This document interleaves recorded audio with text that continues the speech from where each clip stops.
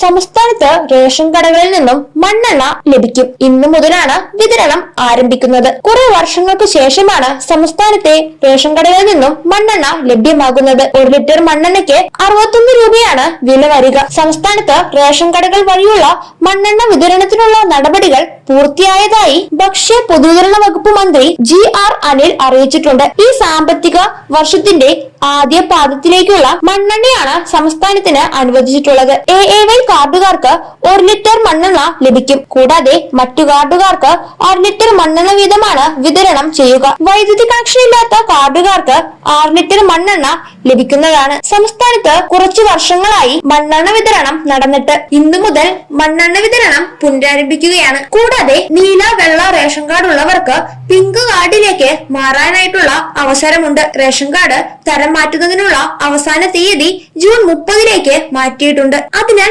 അർഹരായ എല്ലാവരും തന്നെ ഇക്കാര്യങ്ങൾ കൃത്യമായി ചെയ്യേണ്ടതാണ്. ഒഴിവാക്കൽ മാനദണ്ഡങ്ങളിൽ ഉൾപ്പെടാത്ത അർഹരായ കുടുംബങ്ങൾക്കാണ് അപേക്ഷ സമർപ്പിക്കാൻ സാധിക്കുക. അക്ഷയ കേന്ദ്രങ്ങൾ വഴി അപേക്ഷ സമർപ്പിക്കാൻ സാധിക്കും.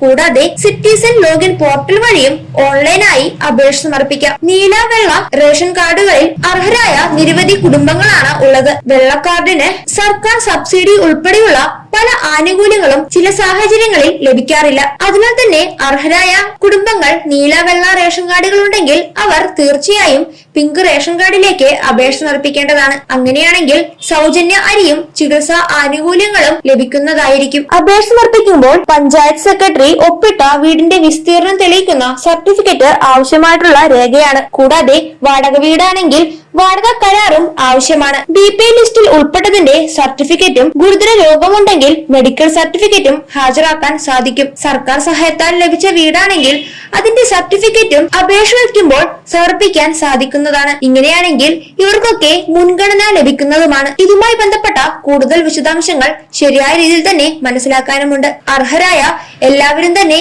ഇതിലേക്ക് അപേക്ഷ സമർപ്പിക്കുക.